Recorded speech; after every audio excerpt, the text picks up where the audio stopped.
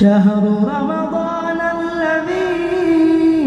أنزل فيه القرآن. الحمد لله رب العالمين إله الأولين والآخرين. اللهم لك الحمد على ما أنعمت علينا من النعم التي لا تعد ولا تحصى. لك الحمد على نعمة رمضان. اللهم لك الحمد ولك الشكر ولك الثناء الحسن. اللهم لا نحصي ثناء عليك أنت كما أثنيت على نفسك. وصلى الله وسلم على نبينا وإمامنا وقدوتنا محمد وعلى آله وأصحابه أجمعين. أما بعد. معزز حضرات اور قابل احترام اسلامی ماں اور بہنوں، اللہ رب العالمین کا بے پناہ شکر و احسان کہ اس نے ہمیں یہ ماہ مبارک رمضان کا یہ مہینہ اللہ تعالیٰ نے ہمیں نصیب کیا ہے۔ رب العالمین کا جتنا بھی ہم شکر ادا کریں بالکل کم ہے۔ یہ ایسی نعمت ہے کہ جب تک ہم اس کا احساس نہ کریں کہ کتنی بڑی نعمت ہمیں نصیب ہو گئی ہے، عام طور پر لوگ یہی سمجھتے ہیں کہ دنیا کی کوئی دولت مل گئی، کوئی خزانہ مل گیا تو یہی بہت بڑا انعام سمجھتے ہیں، لیکن حقیقت میں اللہ رب العالمین ہماری اپنی زندگیوں میں اتنی مہلت دیا، برکت دیا کہ ہم مزید اس کی اطاعت کے کام کر کے اس دنیا سے رخصت ہوں۔ ذرا یاد کریں ہمارے ان احباب کو جو پچھلے رمضان میں ہمارے اپنے ساتھ موجود تھے، انہوں نے بھی روزے رکھے، انہوں نے بھی تراویح کی نماز پڑھی، بہت ساری عبادتوں میں وہ بھی آگے بڑھ چڑھ کر حصہ لیے، لیکن آج ہمارے ساتھ وہ نہیں ہے۔ اللہ رب العالمین نے ہماری اپنی زندگیوں میں برکت دی اور ہمیں مزید اور نیک اعمال کرنے کی اللہ تعالیٰ نے ہم کو توفیق دی ہے، اور اللہ تعالیٰ سے ہمیں توفیق طلب کرنا بھی چاہیے کہ یہ ماہ مبارک ہمیں نصیب ہوا ہے تو اس کا ایک ایک لمحہ اللہ رب العالمین کی اطاعت میں اور دنیا اور آخرت میں ہمارے لیے جو نفع بخش ہو ایسے کاموں میں ہم ذرا خرچ کریں۔ یہ اللہ رب العالمین کی نعمت ہی تو ہے کہ اللہ تعالیٰ نے ہمیں پرامن ماحول میں رمضان کا استقبال کرنے کی اللہ تعالیٰ نے سعادت نصیب کی ہے، ورنہ دنیا کے کتنے علاقے ایسے بھی کہ جہاں امن و امان غائب ہے، ہر حال ہر وقت آن کی آن صرف خوف و ہراس میں ان کے وقت گزرتے رہتے ہیں، لیکن اللہ رب العالمین نے ہمیں پورے امن و امان کے ساتھ، اور مزید یہ بھی کہ اللہ تعالیٰ نے ہمیں مختلف قسم کے کھانے پینے کی چیزیں ہمارے لیے میسر ہیں، تو ایسے حالات میں ہمیں اللہ تعالیٰ نے رمضان کا روزہ رکھنے اور رمضان کا استقبال کرنے کی اللہ رب العالمین نے ہمیں سعادت دی ہے۔ ورنہ دنیا کے کتنے ایسے علاقے بھی ہیں کہ جہاں سوکھی موکی روٹیاں کھا کر یا بڑی مشکل سے 2-4 دانے کھجور کے مل گئے تو وہ کھا کے پانی پی کر روزہ رکھنے والے بھی بہت سارے بندے ہیں۔ الغرض سب سے پہلے ہمیں اللہ رب العالمین کے اس نعمت کو محسوس کرنا ہے کہ اللہ تعالیٰ نے ہمیں مسلمان بنایا اور پھر ہماری اپنی زندگیوں میں اتنی برکت دی اللہ تعالیٰ نے کہ یہ رمضان بھی ہمیں نصیب ہو گیا، اور اس میں بھی ہم اللہ رب العالمین کی عبادت کرنے کے لیے اپنے آپ کو ہمیں تیار کرنا ہے۔ حضرات و خواتین، یہ ماہ مبارک کہ جس کے آتے ہی رب کائنات میں بڑی بڑی تبدیلیاں کرتے ہیں، جنت کے سارے دروازے کھول دیے جاتے ہیں، جہنم کے سارے دروازے بند کر دیے جاتے ہیں، اور بڑے بڑے سرکش شیاطین کو بیڑیوں میں جکڑ دیا جاتا ہے، تو یہ سب اللہ تعالیٰ کی طرف سے ہم بندوں کے لیے انتظامات ہیں کہ ہم نیکیوں کے راستے میں آگے بڑھتے چلے جائیں۔ یہ اللہ تعالیٰ کی طرف سے انتظامات ہوتے ہیں۔ کتنی بڑی بشارت اللہ کے نبی صلی اللہ علیہ وسلم ہم کو دیتے ہیں کہ من صام رمضان ایمانا واحتسابا غفر له ما تقدم من ذنبه ومن قام رمضان ایمانا واحتسابا غفر له ما تقدم من ذنبه۔ ہم میں سے ہر شخص بہت اچھی طرح سے جانتا ہے اپنے بارے میں،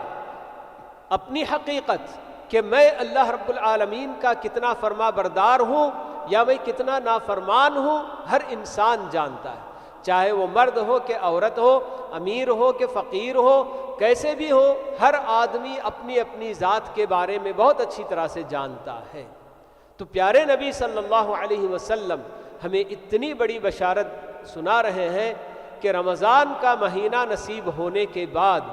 جو بندہ رمضان کے روزے ایمان اور احتساب کے ساتھ رکھے اور رمضان کا قیام ایمان اور احتساب کے ساتھ کرے تو اس کے پچھلی زندگی کے سارے گناہ معاف کر دیے جائیں گے۔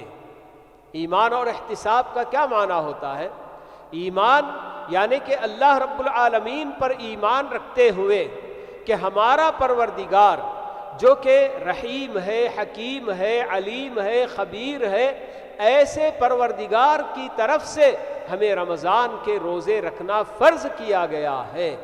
تو یہ ہمارا اپنا ایمان ہونا چاہیے۔ جب آدمی ان سب باتوں پر ایمان رکھتا ہے کہ ہمارا پروردگار ارحم الراحمین ہے، وہ اپنے بندوں کو بیکار میں مشقت میں ڈالنے والا نہیں، بلکہ وہ تو یہ بتاتا ہے کہ انما یرید اللہ بکم الیسر ولا یرید بکم العسر،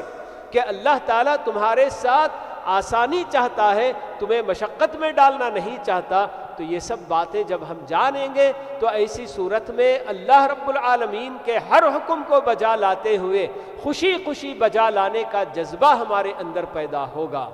روزے کو کوئی بوجھ نہ سمجھے کہ اللہ تعالیٰ صبح سے شام تک ہمیں بھوکا پیاسا رہنے کا حکم دے رہا ہے،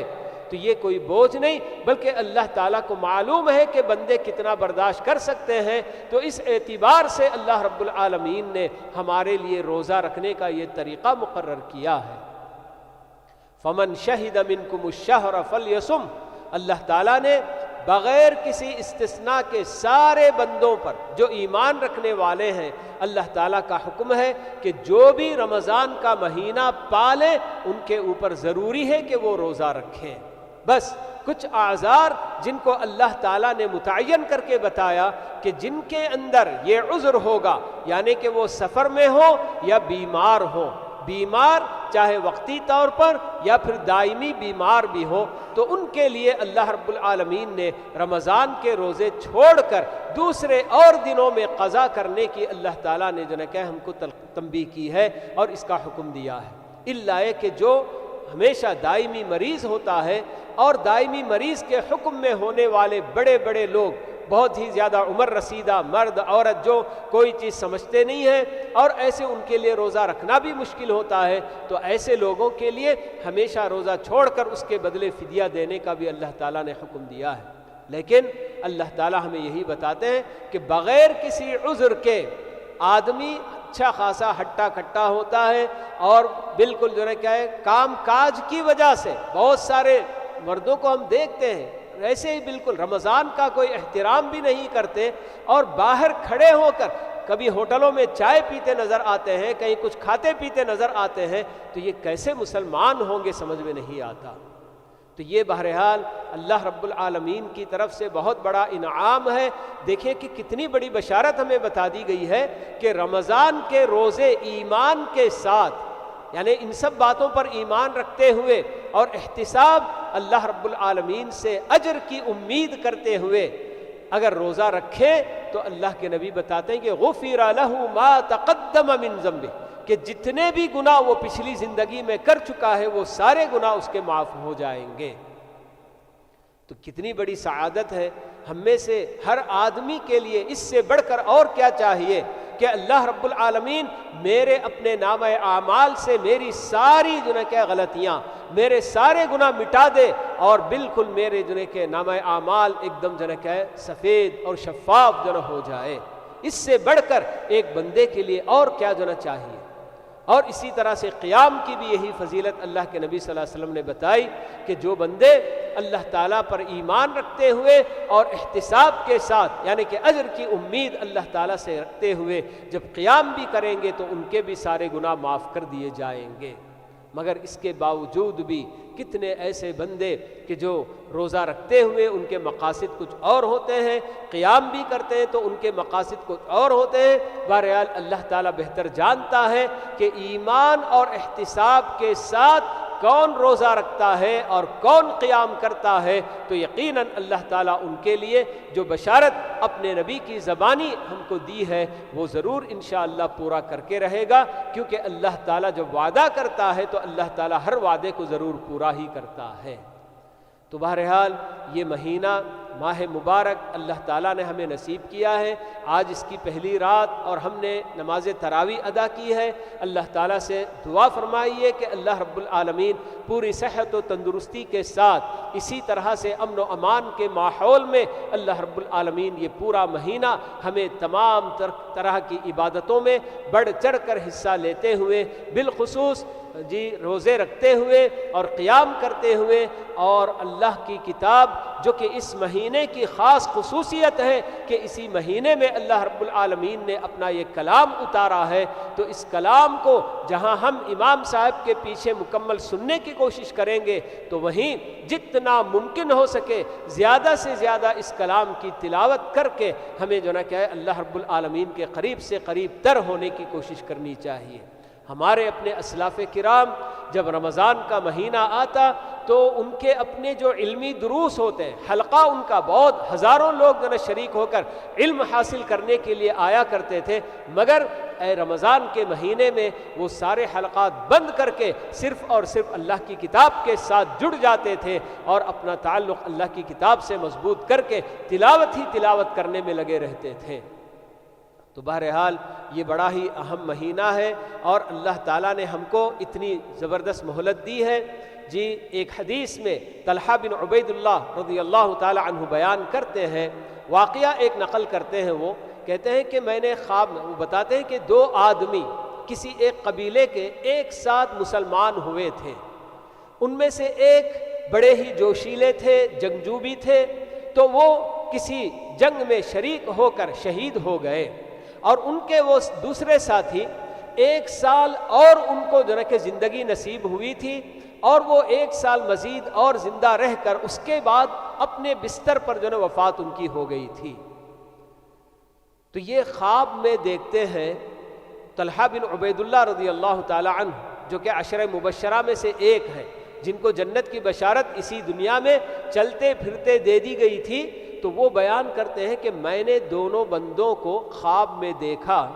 اور یہ دیکھا میں نے کہ جو بندہ ایک سال مزید زندگی پا کر بعد میں فوت ہوا، فرشتہ جنت کا آ کے ان کو پہلے جنت میں لے گیا، پھر اس کے بعد فرشتہ آ کر جو شہید ہوئے ان کو جو جنت میں لے کر گیا،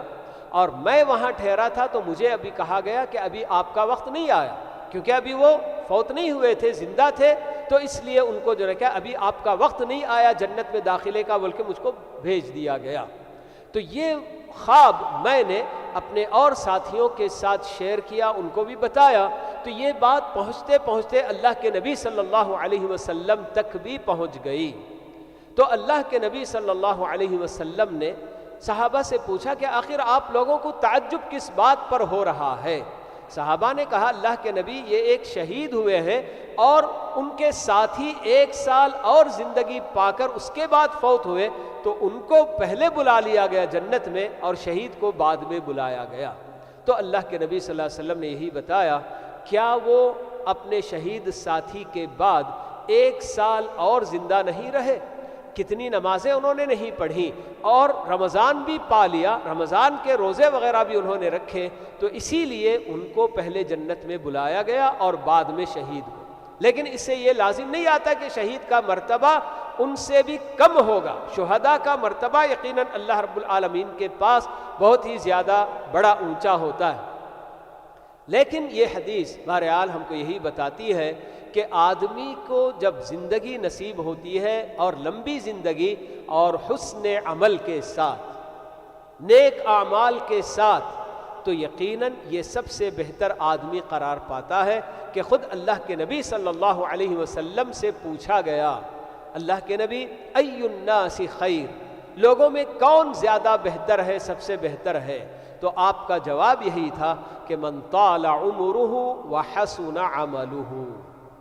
کہ جس آدمی کو لمبی زندگی حسن عمل کے ساتھ نصیب ہو جائے، لمبی زندگی تو ملے مگر اس میں وہ نیکیاں کرنے کی بجائے اللہ تعالیٰ کی نافرمانیاں کر کے اگر گزارے گا تو پھر یقیناً وہ شر الناس ہوگا، سب سے بدترین ہوگا۔ لیکن جس کو لمبی زندگی ملے اور زندگی میں نیکیاں کرنے کی توفیق اس کو نصیب ہو جائے تو یہ جو نہ کیا یقیناً بہت ہی خیر اور سب سے بہتر اس کو قرار دیا اللہ کے نبی صلی اللہ علیہ وسلم نے۔ تو یہ اللہ رب العالمین کا ہمارے حق میں فیصلہ ہے کہ ہماری اپنی زندگیاں اور بھی طویل ہوں، ہماری اپنی سانسیں چلتی رہیں اور یہ رمضان کا مہینہ ہم پالیں تو اللہ تعالیٰ سے اس نعمت پر جتنا بھی ہم شکر ادا کریں بالکل کم ہے۔ سب سے پہلے ہمیں احساس ہونا چاہیے کہ واقعی اللہ تعالیٰ نے ہم پر کتنا بڑا انعام کر دیا ہے کہ ایک اور رمضان کا مہینہ ہمیں نصیب کر دیا اور اس کی راتیں اور اس کے دن اللہ تعالیٰ نے ہمیں نصیب کیا ہے۔ تو جس قدر ممکن ہو سکے اللہ تعالیٰ کا شکر ہم کو ادا کرنا ہے،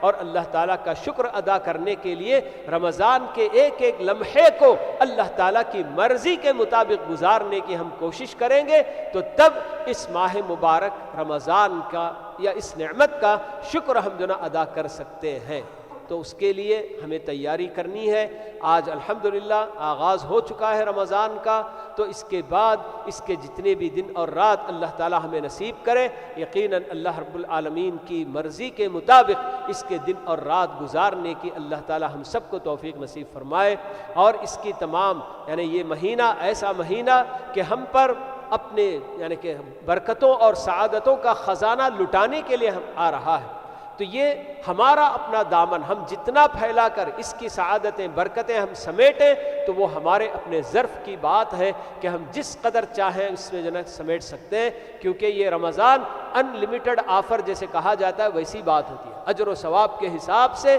کہ اس میں کوئی بالکل جنت کے لمٹ نہیں ہے کہ اتنا ہی لے سکتا ہے کوئی بندہ، اتنا ہی لے سکتا ہے۔ جو جتنا لے دن اور رات میں تو اس کے لیے بالکل جنت کیا ہے دروازہ کھلا ہوا ہے۔ تو یہ اللہ رب العالمین کی اس نعمت کو پا کر ہمیں شکر ادا کرنا ہے، اور ہمارے ان بھائیوں کے لیے بھی دعا کرنا ہے کہ جن کے لیے امن و امان کی حالت نہیں بلکہ خوف و ہراس کی وہ زندگی گزار رہے ہیں، اور ایسے بندے بھی جن کے پاس کھانے پینے کے لیے کچھ نہیں ہے، تو اللہ تعالیٰ سے ہمیں دعا بھی کرنا ہے اور کوشش کرنی ہے کہ جہاں تک ہو سکے ہم سے اگر ہم ان تک کچھ پہنچا سکتے ہیں تو پہنچانے کی بھی ہم کوشش کریں۔ تو حضرات و خواتین، ہمارے اپنے اس پروگرام میں انشاءاللہ ہمیشہ سوال جواب کا ایک سیشن بھی رہا کرے گا، اور ہمارے اپنے پاس یہاں مسجد کا جو اس کا ایک یہ ہے جس کے اندر عمر زلیخا، تو اس پہ انشاءاللہ سوالات درج کر دیے جائیں، مردوں کی طرف سے بھی خواتین کی طرف سے بھی جو بھی سوالات ان کے ہوتے ہیں، تو انشاءاللہ وہ سوالات اگر اس پہ ڈال دیں گے آپ لوگ تو انشاءاللہ وہ مجھ تک پہنچا دیے جائیں گے، تو انشاءاللہ ان کے جوابات آپ تک انشاءاللہ پہنچا دیے جائیں گے بإذن اللہ۔ اور اسی طرح سے ہر سال کی طرح سے اس سال بھی ہمارے اپنے اس رمضان کے آغاز کے ساتھ دینی معلومات میں اضافے کے لیے کچھ انعامی مقابلہ کوئز جو نہ رکھا جاتا ہے ہر سال کی طرح سے اس سال بھی برابر، اور آج پہلی رات انشاءاللہ اس کا آغاز ہو جائے گا۔ تو تمام خواتین کے لیے خصوصی طور پر یہ جو نہ کہ پروگرام رکھا جا رہا ہے، بلکہ اس کے اندر الحمدللہ شریک ہونے والے سبھی شریک ہوتے ہی ہیں، تو جو بھی شریک ہوں الحمدللہ وہ اپنی دینی معلومات میں اضافے کے لیے صرف انعام ہی حاصل کرنا مقصد نہیں ہوتا ہے، بلکہ اس میں جب شریک ہوتے ہیں تو یقیناً بہت ساری دینی معلومات میں اضافہ بھی ہوتا ہے۔ تو اور اسی کے ساتھ ساتھ جیسے ہمارے اپنے قوانین ہیں، تو قوانین کے مطابق جو پہلے دوسرے اور تیسرے نمبر پر اپنے جوابات بھیجیں گے، جتنا جلد بھیجیں گے تو اس کے حساب سے انشاءاللہ ان کا انتخاب کر کے ان کے لیے انعامات سے بھی نوازا جائے گا۔ تو یہ ہمارے اپنے جو سائٹ ہماری اپنی بنی ہوئی ہے، تو اس پر انشاءاللہ یہ ہمیشہ نشر کر دیا کوئز کے لیے پروگرام جو کوئز ہوتا ہے، تو اس کو انشاءاللہ وقت اس کا محدد ہوتا ہے کہ آدھے گھنٹے تک وہ سائٹ اوپن رہے گی اور پھر اس کے بعد بند ہو جائے گی، تو اسی کے اندر جتنی جلدی ممکن ہو سکے آپ لوگ اپنے جوابات فوراً، اس لیے کہ اس کے اندر صرف ٹک کرنا ہی ہوتا ہے، کوئی زیادہ لکھنے کرنے کا تو انشاءاللہ کوئی چیز نہیں ہوتی ہے، بس سوچ سمجھ کر جواب منتخب کر کے آپ کو جواب دینا ہوگا انشاءاللہ۔ اور اسی طرح سے سوالات کے لیے بھی جو سوالات آپ کے اگر ہوں گے تو آپ چاہے انگلش میں، چاہے جو ہے کہ اردو میں یا تمل میں، جس زبان میں بھی ہوں، آپ اپنے سوالات درج کر دیں، وہ سوالات انشاءاللہ پہنچ جائیں گے۔ پھر اس کے بعد جو بھی سوالات ہوں گے ان کے جوابات انشاءاللہ مختصر جو بیان ہوگا ہمارا، اس کے بعد انشاءاللہ سوالات کے جوابات بھی دیے جائیں گے انشاءاللہ۔ تو آج الحمدللہ پہلی تراویح ہم لوگوں نے ادا کی ہے۔ اللہ رب العالمین ہماری اپنی عبادتوں کو قبول فرمائے، اور یہ جو ماہ مبارک ہمیں نصیب ہوا ہے تو اس نیت کے ساتھ اور ارادے کے ساتھ اس کا استقبال کریں کہ یہ رمضان ہماری اپنی زندگیوں میں ایک ٹرننگ پوائنٹ بنے گا، اور ہماری اپنی زندگیوں کو بہتر بنانے کے لیے صرف رمضان کی حد تک نہیں بلکہ آئندہ جتنی بھی زندگی ہماری باقی ماندہ ہے تو اس پوری زندگی کو ہم اللہ رب العالمین کی مرضی کے مطابق گزارنے کی کوشش کریں گے۔ اور اب تک جو زندگی ہماری گزری ہے اس کے لیے ہم اللہ تعالیٰ سے صدق دل سے توبہ کریں۔ اللہ تعالیٰ توبہ کرنے والے ہر بندے کو بہت پسند کرتا ہے اور توبہ قبول کرنے کا وعدہ بھی کرتا ہے۔ تو توبہ کے لیے ہماری زندگیوں میں ابھی مہلت ہے، تو اس کا بھی ہمیں فائدہ اٹھا کر رمضان مبارک کا استقبال اسی ارادے سے ہم کو کرنا چاہیے۔ اور اسی طرح سے جو بھی احکام ہوتے ہیں رمضان سے، روزے سے متعلق بھی، اور بہت سارے لوگ ماشاءاللہ ماہ مبارک رمضان میں اپنی اپنی مال کی زکوٰۃ نکالنے کی بھی جو کوشش کرتے ہیں، تو جو بھی ہیں احکام دین کے ہمارے اپنے روزوں سے متعلق، زکوٰۃ سے متعلق، تو ان تمام مسائل کو جان کر اور احکام کی جانکاری حاصل کر کے ان عبادات کو ادا کرنے کی کوشش کریں۔ اللہ تعالی ہم سب کو نیک اعمال کی توفیق دے، اور اس ماہ مبارک سے بھرپور فائدہ اٹھانے کی اور اس کے ایک ایک لمحے کو اللہ تعالیٰ کی طاعت میں گزارنے کی اللہ تعالی ہم سب کو توفیق نصیب فرمائے۔ آمین۔ وآخر دعوانا ان الحمد للہ رب العالمین، وصلی اللہ وسلم علی نبینا محمد وعلی آلہ واصحابہ اجمعین۔